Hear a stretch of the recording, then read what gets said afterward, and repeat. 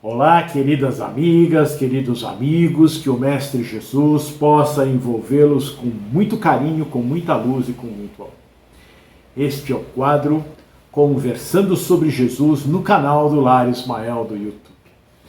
No estudo de hoje sobre Jesus, nós vamos falar sobre o povo e o governo de Israel anos antes da chegada do Mestre Jesus.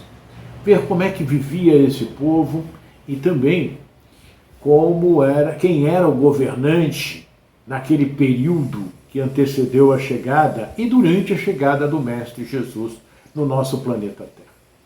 Para tanto, vamos utilizar o livro Vivendo com Jesus, do Espírito Amélia Rodrigues, psicografado por Divaldo Pereira Franco.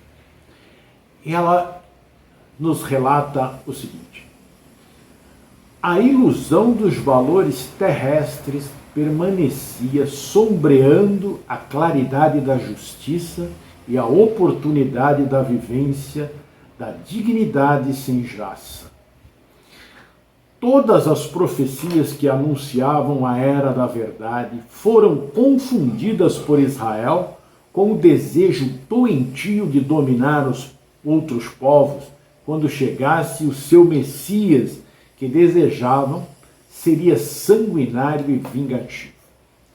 Depois de séculos de servidão no Egito e na Babilônia, e de sofrer o tacão perverso de outros povos que o invadiram e o esmagaram, Israel aguardava um rei poderoso que lhe devolvesse as glórias terrestres usurpadas e lhe concedesse o cetro da governança universal. A presunção dominava as classes privilegiadas que serviam a César e aos seus esbirros para conseguir-lhes migalhas, embora os detestassem com todas as veras do coração. Os miseráveis avolumavam-se e os sem terras, sem teto, sem trabalho, entregavam-se à hediondez da rapina, da ociosidade, nos antros em que se homiziavam. As classes em que a sociedade dividida se caracterizava a dureza dos corações e o seu comportamento cruel. Fariseus e saduceus odiavam-se publicamente em renhida luta pelo poder, assim como os herodianos e publicanos, enquanto os homens da terra, os pobres camponeses, entulhavam as cidades e burgos com a miséria sem disfarce, em que chafurdavam no desprezo e no abandono a que se encontravam relegados.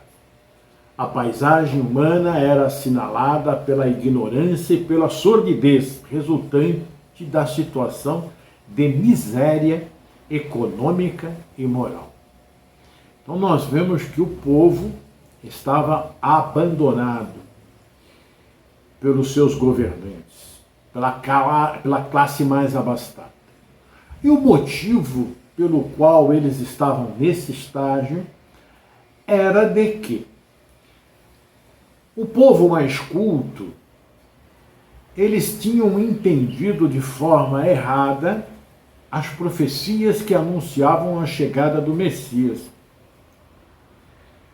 Eles entenderam que este rei, ele viria para dominar todos os povos da terra e confiar ao povo hebreu o poder, o domínio sobre todos.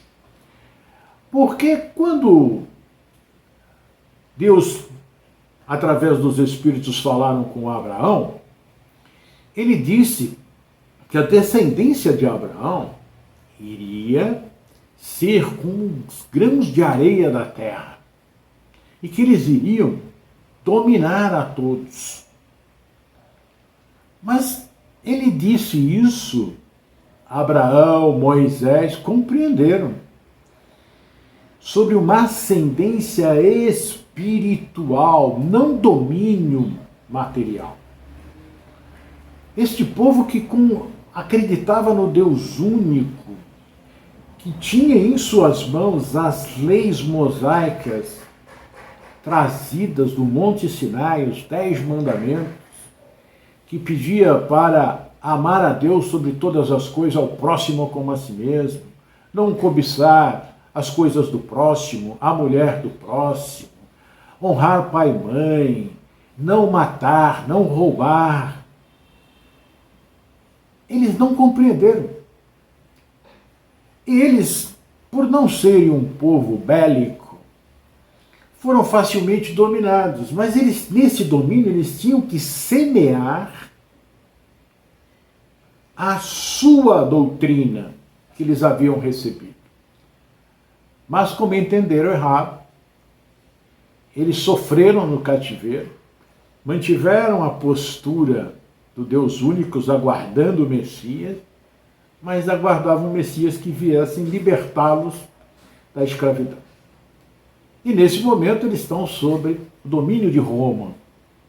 E então, continua Amélia Rodrigues, em uma província do majestoso Império Romano, nasceu em Ascalon, no ano 70 a.C., Herodes I, que se tornou rei dos judeus e que passou à posteridade como o Grande.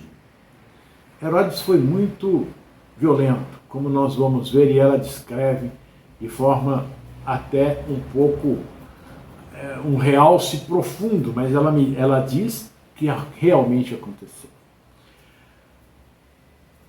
Anterior governador da Galileia, foi alçado ao poder pelos romanos que o ajudaram a conquistar a cidade de Israel, vencendo os Asmoneus. Os Asmoneus eram os membros da dinastia governante durante o Império Asmoneu em Israel.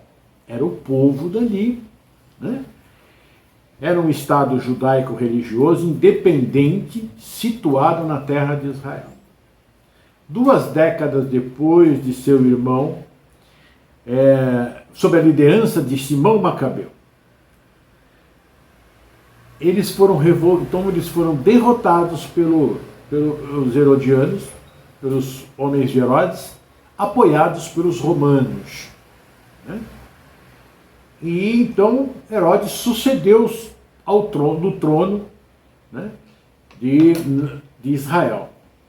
Ele era originário da Idumeia, que era uma cidade, né, que ficava a 26 quilômetros sudoeste de Jerusalém, mas eles não consideravam como uma cidade de Israel ali, né? Então ele diz assim: não sendo judeu, Herodes foi sempre detestado por esses, que o vigiavam com ódio e ressentimento. Para autenticar o seu domínio, casou-se com Mariane, de origem asmoneia, com quem teve filhos. Mas astuto e perverso, até o ponto de ser tido como desumano, após consolidar a posição e reinar arbitrariamente, mandou matar a mulher sob suspeitas infundadas de infidelidade. Logo após, mandando fazer o mesmo com Icano II. Icano II era um sacerdote asmoneu, e também a todos os seus descendentes. E ele tinha muito medo de perder o trono. Então, ele matou a esposa e os filhos. E depois Icano, que era um sacerdote, ele foi defendendo o trono dele, né, de forma muito violenta. Dominado pela mesma ideia obsedente, mandou trucidar os próprios filhos que tivera com Mariane, a fim de que eles, na idade adulta, não desejassem vingar a morte da genitora ou reivindicar a posse do trono que fora usurpado. Tentando agradar aos judeus, reconstruiu o Templo de Salomão, embelezando com cedros de Líbano e uma parreira de ouro que mandou embutir no mármore de uma das paredes da entrada. Naquele tempo, o mais suntuoso do mundo e o orgulho da raça israelita. Restaurou a Samaria, né? e outras cidades, construiu o Heródion, o monumental palácio incrustado numa montanha, onde esperava homiziar-se, pondo-se a salvo em momento de perigo, sobrevivendo a qualquer situação perigosa. Embora respeitasse os costumes judeus, era acusado de helenizar o país e cultuar os deuses romanos, o que gerava mais agravamento nas suas relações com o povo e os sacerdotes judeus mais ortodoxos. A sua crueldade aumentou com a velhice e a decadência orgânica, quando se comprazia com o assassinato de vítimas queimadas vivas diante dele em absoluta indiferença. Não bastasse toda a perversidade, foi o responsável pela matança dos inocentes, os meninos de Belém, um pouco depois do nascimento de Jesus, com medo de que algum deles fosse o Messias e lhe tomasse o trono odiando. Quando já se encontrava consumido pelas enfermidades dilaceradoras, mandou matar o filho Arquelau e, antes de despedir-se do corpo em decomposição antecipada, pediu a Salomé que mandasse matar todos os jovens que se encontrassem encarcerados. Espúrio e sem qualquer princípio, governou sob a tutela de Augusto, a quem presenteava periodicamente com verdadeiras fortunas para ter os seus crimes hediondos suportados, o que conseguiu a peso de ouro, inclusive fazendo doações vultuosas ao povo de Roma para o seu divertimento insensato, enquanto o seu reino, a miséria se estendesse, especialmente nas classes pobres e menos favorecidas. Como se a tudo isso não bastasse, após a morte nefasta, deixou para o imperador e sua mulher Lívia 2 navios de ouro e prata, respectivamente, com testemunho de gratidão e de afeto. Apesar de todo o poder, não conseguiu evitar a morte, que aconteceu no ano 4 depois de Cristo, nem a substituição no trono pelos filhos aos quais concedeu o país dividido em tetrarquias, permanecendo em horrenda disputa, ficando a Judéia ao encargo de Herodes Antipas, que a governou centrado na sua capital, Jerusalém. Nesse inteirim, caracterizado pela turbulência de toda a ordem, pelas insurreições e loucuras, crimes e hediondez, nasceu Jesus na pequena Belém, a apenas 1,5 dezena de quilômetros da soberba e fétida Jerusalém, orgulho de toda uma raça e sede ali do poder de Roma, representado pela Torre Antônia, onde se aquartelavam os dominadores de um dia. Nós podemos perceber que era um cenário muito complicado em Israel, aonde chegaria o nosso querido Divino Mestre Jesus. Mas como ele disse que não vinha para os sãos, mas para os doentes, né?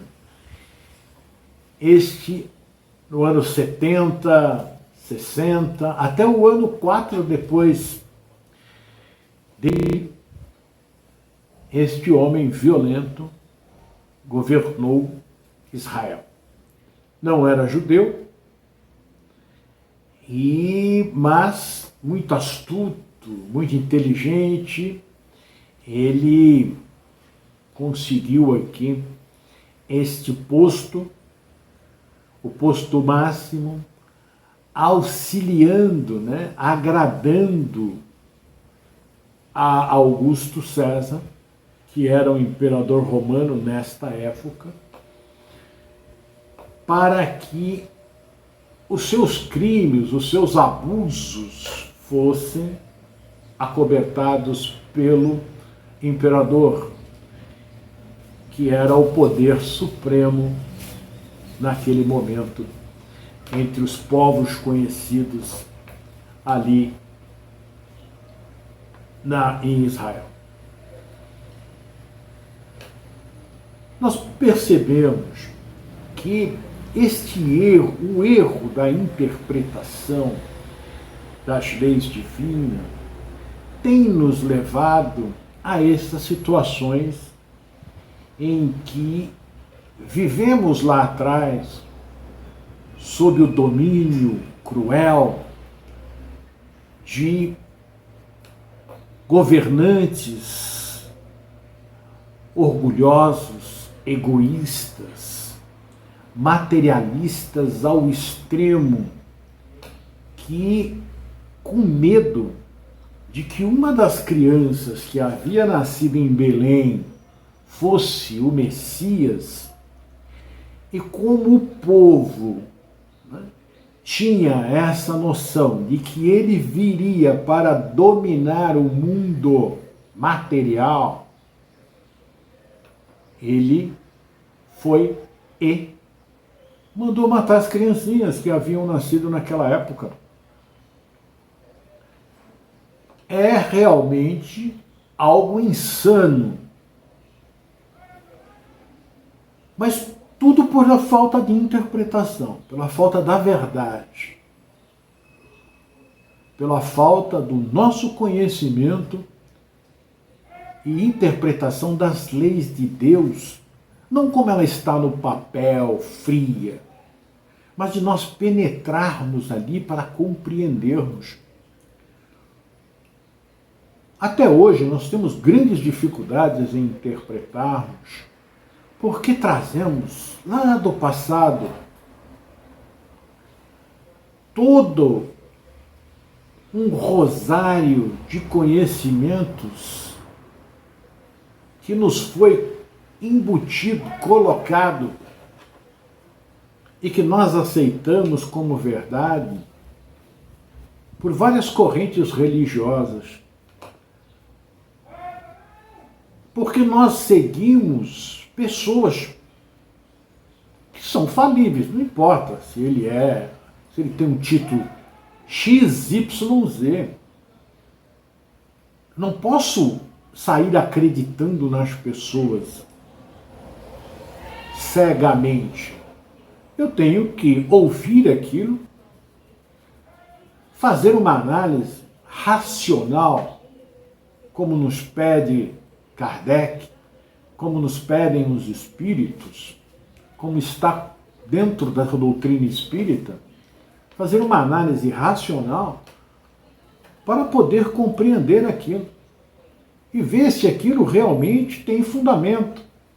Pesquisar, ir atrás, para que tenhamos, certeza daquilo que estamos ouvindo, certeza daquilo em que vamos acreditar e levar para a nossa vida como bagagem. Não sair acreditando. Porque se fizermos uma análise muito rápida e superficial dos 10 mandamentos que tínhamos naquela época, nós percebemos que em nenhum momento Deus, através dos espíritos superiores, autorizou a se fazer absolutamente nada contra o ser humano. E ele dizia para que amarmos uns aos outros. Não vamos nem entrar em Jesus ainda, mas só na lei. A lei que ele enviou para cada um de nós aqui, para todos nós. Não faz sentido nenhum nós estarmos vivendo hoje, ainda no século XXI, depois de Cristo, fora esses princípios basilares da nossa vida, sabendo que somos espíritos eternos e criados por Deus para progredirmos cada vez mais. Então faz-se necessário que nós estudemos a história, esta história verdadeira, verificando o trabalho que esse Espírito vem nos trazendo no intuito de que nós possamos crescer em conhecimento, crescer em amor. Pegar essas duas asas, do amor e do conhecimento, e irmos crescendo junto, fazendo uma retrospecção do que nós temos lido, do que nós estamos acreditando, para que nós não venhamos a ser também hipócritas, como foi esse nosso querido irmão Herodes e muitos outros.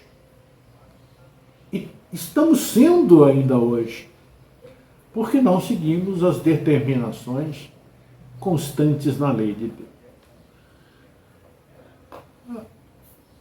Tinham-se nas mãos 10 leis, todas dizendo o que nós não devíamos fazer. Só tinha uma lá que dizia, aliás, todas elas dizendo o que nós não deveríamos fazer, só tinha uma que dizia que nós deveríamos fazer. O resto era não matar, não roubar, não fazer isso, não fazer. Não é? Jesus pegou todas essas 10 leis e transformou em dois mandamentos. O primeiro, amar a Deus sobre todas as coisas, de todo o teu coração, de todo o teu entendimento. Está pedindo para que nós vamos amar a Deus, mas está pedindo para que nós possamos amá-lo sabendo por que estamos amando, de todo o nosso coração, de todo o nosso amor, mas também de todo o nosso entendimento. Entender por que eu devo amar a Deus. Amar a Deus por amar a Deus não é amar. Porque se eu não sei por que estou amando, não tem como eu amar constantemente. Eu amo durante um período, pelo meu sentido. Né? Eu sinto, mas depois eu paro de sentir, não amo mais. Então eu preciso compreender por quê. Se eu amar a Deus compreendendo que Ele é meu Pai, que Ele me criou para que eu seja feliz, que essas experiências encarnatórias que eu tenho é para o meu conhecimento, para o meu crescimento, que aí eu vou crescendo em amor e conhecimento, sabendo por que eu estou passando por todas essas fases e o quão é importante são essas fases, que às vezes são muito difíceis, mas que Ele nos dá todo o amparo necessário, né, para que a gente passe. É só nós analisarmos assim, até hoje, tudo que nós passamos, já está dito, né? Passamos. Na hora foi muito difícil, mas passamos, ganhamos conhecimento, fomos engrossando o nosso conhecimento, fomos crescendo, não é? E crescendo verticalmente. E amar ao próximo como a nós mesmos. Olha que coisa, isso é maravilhoso, porque veja só, eu tenho que amar ao próximo como a mim mesmo. Uai! Então não posso desejar nada ao próximo que eu não desejo a mim mesmo. Se esses governantes daquela época tivessem, né, tido esta interpretação, se eles tivessem pensado nisso, deixado o seu egoísmo, o seu orgulho de lado, hoje nós seríamos um mundo completamente diferente. Isso significa que eu hoje posso mudar o meu mundo de amanhã através do meu comportamento. Posso trazer comigo os meus irmãos que estão junto comigo. E se você fizer isso também, aí nós vamos fazendo uma corrente e cada um vai sendo mais importante e construindo um caminho feliz. O povo de Israel não veio para sofrer da forma que sofreu assim. Ele veio para realmente ser, eles foram conquistados, e foi muito bonito porque eles não perderam a essência que era a fé no Deus único. Mas como diz Emmanuel, eles não foram solidários a esse ponto. Eles ajudavam o povo, isso, mas eles como eles tinham orgulho de que eles receberam as informações de Deus através de Abraão, de vários profetas, Moisés e vários outros profetas. Isso era motivo de muito orgulho para eles, e eles não se misturavam muito. Eles até que eram solidários, mas não se misturavam. E a ideia é que eles se misturassem mesmo, né, para que esta sua convicção, essa sua fé, ela fosse como pólvora e pegasse o rastrilho e incendiasse, levasse para o povo todo daquele momento, daquele tempo, né, esta informação e esta fé, e que todos tivéssemos então convergendo para o mesmo ponto. Mas eles não fizeram isso, eles guardaram para si, enterraram o seu talento. E aí sofrem todos esses problemas que nós estamos vendo aqui, Amélia Rodrigues nos trazendo. O ódio era muito forte, eles tinham várias classes, como nós vamos ver na continuidade do estudo, né, da vida de Jesus aqui no nosso planeta. Aí nós vamos ver que eles tinham muitas dificuldades. Eles se dividiram em muitas seitas, né?